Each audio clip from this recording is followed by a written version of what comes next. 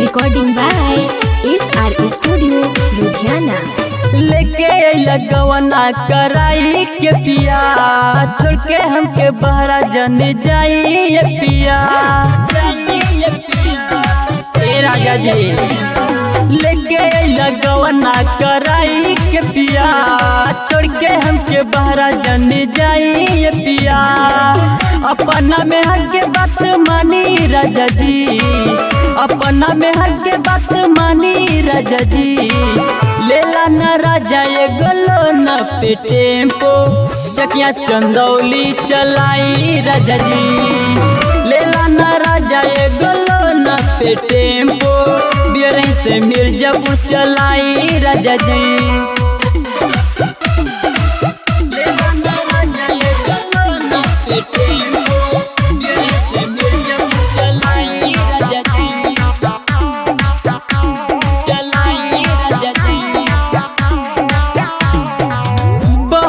जैबा राजा ढेर दिन पे आईबा, बीती जवानी राजा मजा न ले पैबा, मजा न ले पैबा।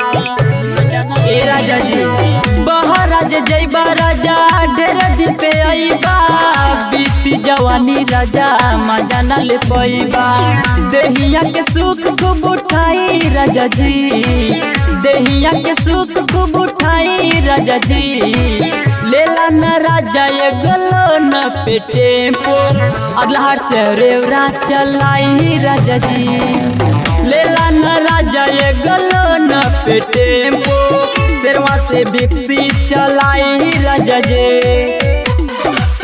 लेला न राजा ये गलो न पे टेम्पो, से मिर्जापुर चलाई राजा जी।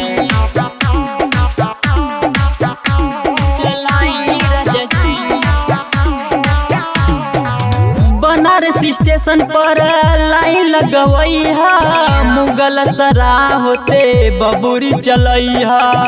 दुलारे प्रधान दीपक सोनू से लूट सीख लिया ये राजा जी। चुनारा स्टेशन पर लाइन लगवई हा, रामनगर होते पड़ा नारायणपुर चलई हा।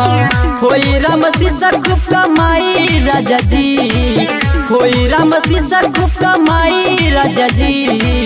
लेला न राजा ये गलो न पे टेम्पो, चकिया चंदौली चलाई राजा जी।